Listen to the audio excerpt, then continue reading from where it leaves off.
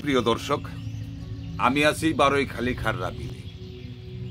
আমি আপনাদের সামনে তুলে ধরব এই বারৈখালী খাররা বিলের টানি অঞ্চলের কৃষকরা এখানে কিভাবে কৃষি আবাদ করছে এবং এখানে কৃষি আবাদ করতে কি পরিমাণ অর্থ ব্যয় হচ্ছে তার কিছু তথ্য আপনার সামনে আমি তুলে ধরছি।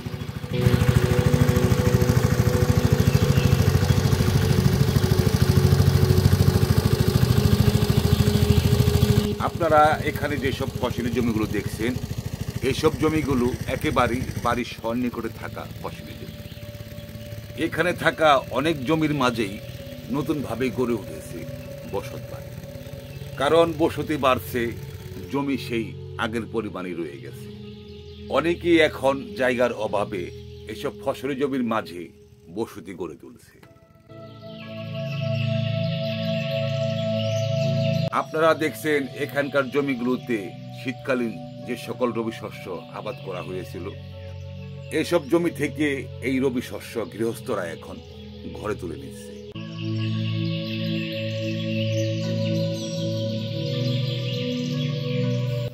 এখানে দেখছেন আমাদের এই গ্রামের কৃষক ভাই, তিনি তার জমিতে যে রবি শস্য রোপণ করা হয়েছিল তা এখন কেটে ঘরে তুলছে।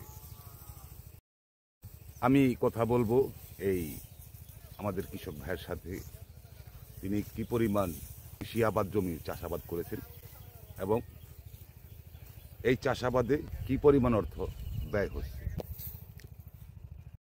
ইনি হচ্ছে কৃষক নান্নু মিয়া। আপনি কত পাখি জমির মাঝে এই ধইনা চাষ করেছেন? আমি দইনা চাষ করছি 8 পাখি, টমেটোর করছি পাখি এনির পর কিছু কম হইব। আচ্ছা আচ্ছা। মরিচ আছে, পেঁয়াজ আছে, ইরি ধান আছে। যে করলে কি ওখান তো আমরা গৃহস্থ তো দাম পাই না। এই দইনা বিকাইব 8,000 9,000 টাকা মন, ওখানে ব্যাপারীরা কয় 3,500 3,000 4,000 টাকা মন। এই ধইনা রোপণ করতে পাখি প্রতি বীজ কত কেজি লাগে?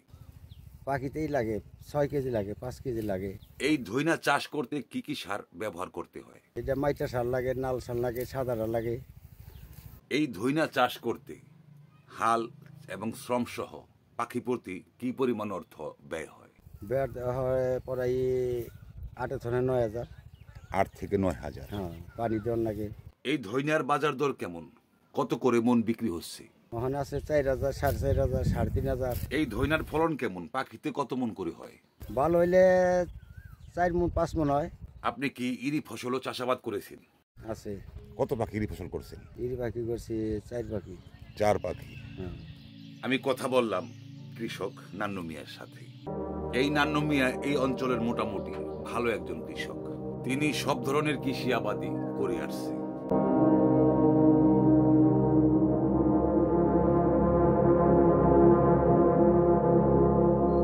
এখানে যেসব জমিগুলো দেখা যাচ্ছে, এসব জমিতে অধিকাংশ সময় রবি শস্য আবাদ করা হয়। এখানে রবি শস্যের মাঝে রয়েছে সরিষা, ধইনা, মেথি এবং এই খেসারি। এই খেসারি অধিকাংশ সময় গবাদি পশুর ঘাস হিসেবে রোপণ করা হয়। এই খেসারি মূলত আমাদের এই অঞ্চলে গৃহপালিত গবাদি পশুর জন্য ঘাস হিসেবে ব্যবহার হচ্ছে। এসব অঞ্চলে গৃহপালিত গবাদি পশুর ঘাস নেই বললেই চলে, আর এই ঘাসের বিকল্প হিসাবেই চাষ করা হয় এই খেসারি। এখানে সরিষা, ধইনা, মেথি, পেঁয়াজ সহ যাকে বলে চৈতালি শস্য, এই চৈতালি শস্য এখানে তার মাঝে আছে খেসারি।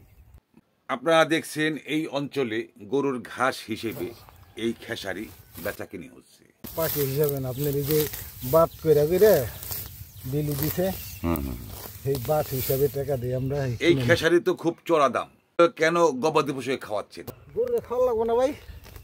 গবাদি পশুরও তো খাওয়া লাগবে। হ্যাঁ, গরু তো বাঁচাইতে হইব মনে করেন। গবাদি পশুর জন্য এই খেসারি বিকল্প অন্য কোনো ঘাস নেই? আছে, গাছ গুছ যদি বুন, এই যে বুনছি আমরা অন্তরে হয় নাই তো।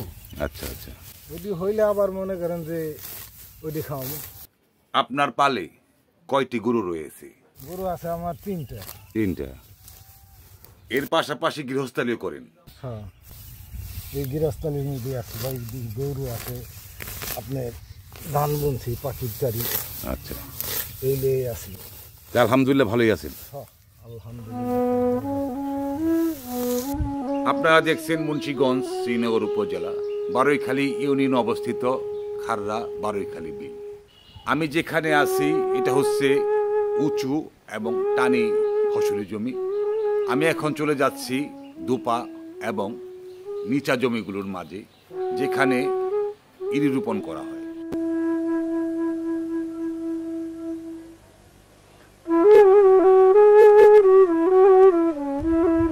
ফাল্গুনের এই দুপুরে আমি এসেছি খারহা বারৈখালী বিলে।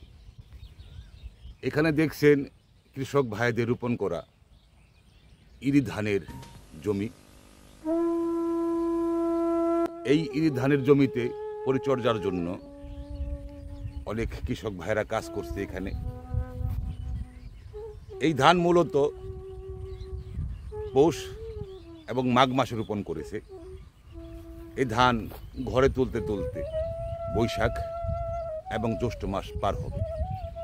আপনারা দেখছেন কৃষকদের রোপণ করা ইরি জাতীয় সকল প্রকারের ধান সুন্দর হয়েছে। এর পেছনে আমাদের এই অঞ্চলের কৃষকরা প্রচুর শ্রম দিচ্ছে। আমার পাশেই দেখছেন এই গৃহস্থ ভাই জমি থেকে আগাছা পরিষ্কার করার পর এখন সার প্রয়োগ করা হচ্ছে।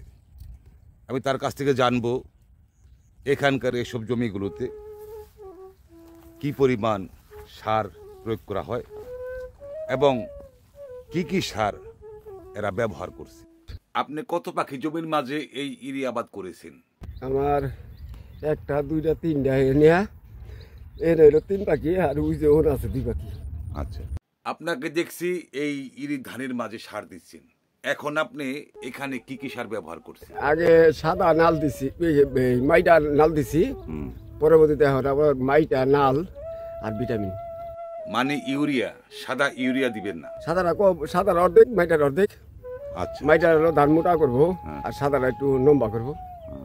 আপনাদের এই অঞ্চলে ইরি রোপণ করতে পাখি প্রতি বা বিঘা প্রতি কেমন খরচ পড়ছে? পাখি প্রতি মনে করেন যদি নিজে খাটন যায় তাহলে 8-এর মধ্যে শেষ করে দেওয়া যায় খেতে সব কিছু নিয়ে। মানে প্রতি বিঘা বা পাখিতে 8,000 টাকা খরচ হয়? 35 এক পাখি 8-এর মধ্যে দেওয়া যায়। আর যদি একটু পরিত বেশি লাগে, নিজে বেশি হয়, তাহলে 10,000 টাকা লাগে। এখানে প্রায় জমিতে দেখছি ধান মোটামুটি বড় হয়েছে। এই ধান কয়বার পরিচর্যা করা হয়েছে? এটা একবার বুনছি আর এই যে একবার নিড়িয়ে দিলাম, আবার দুমু এই যে সারসুর দিয়া, আবার যদি এই যে 2-1টা রয়েছে পরে একটা হাঁটা নিড়ি দুমু। যদি হাঁটা নিড়িতে 2-1টা গাছ দেখা গেল নাহলে বলতে হাঁটা নিড়ি দিয়ে দেবো। ও মানে বোনার পরে এই প্রথম নিড়ি দিলেন? হ্যাঁ, প্রথম নিড়ি দেওয়ার পর সার মারতেছেন? হ্যাঁ। আপনারা দেখছেন বারৈখালী খাররা ছোট্ট বিলের নিচু এবং দুপা জমির ইরি আবাদের চিত্র। এক সময় এই ফসলি জমিগুলো অধিকাংশ সময় জোয়ারের পানিতে ডুবে থাকত। এখন অনেকটাই পরিবর্তন হয়েছে। আপনারা দেখছেন এই বিলের মাঝে থাকা ছোট ছোট ভিটাগুলোর মাঝে চাষ করা হয়েছে বেগুন, মরিচ, টমেটো, পেঁয়াজ সহ নানা ধরনের সবজি।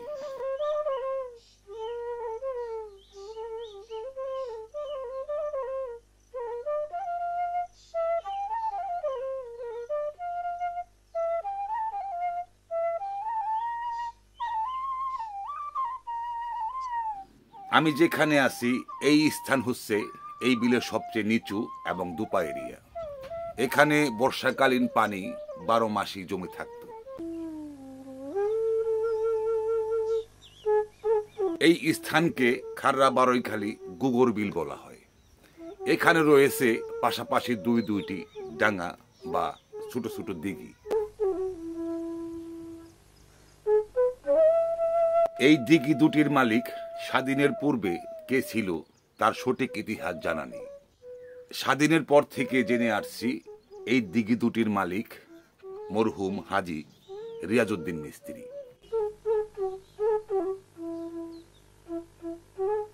ভারতবর্ষ থাকাকালীন এই রিয়াজউদ্দিন মিস্ত্রি তিনি ভারতের এক জাহাজ কোম্পানিতে মিস্ত্রির কাজ করতেন।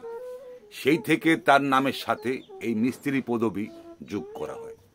অনেকেই বলতো তিনি সেই আমলে হজ করেছে, তাই তাকে হাজী সাহেব বলেও ডাকত। এই রিয়াজউদ্দিন মিস্ত্রির জন্মস্থান বা জন্মভূমি ঢাকা নবাবগঞ্জ উপজেলার চুরাইন ইউনিয়নের আকারবাগ মুন্সিনগর গ্রামে।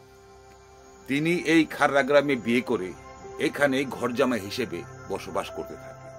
তার কোনো ছেলে সন্তান বা সন্তানাদি ছিল না, তিনি ছিলেন নিঃসন্তান। তিনি মারা যাওয়ার পর তার এই রেখে যাওয়া বিষয় সম্পত্তির মালিক হয়ে যান তার শালা সম্বন্ধী এবং শালা সম্বন্ধীর ছেলে মেয়েরা।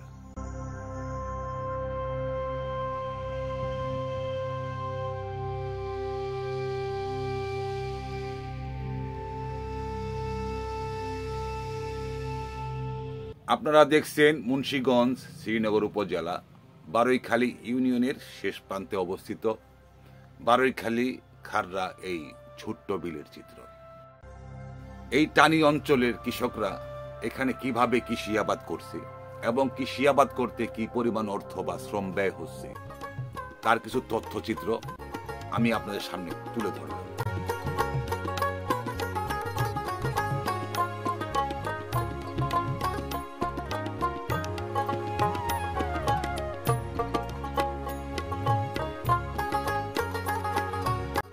আমার এই বিল পরিদর্শন করা শেষ। আমি এখন এই আঁকা বাঁকা মেঠু পথ ধরে যাচ্ছি আমার গন্তব্যে।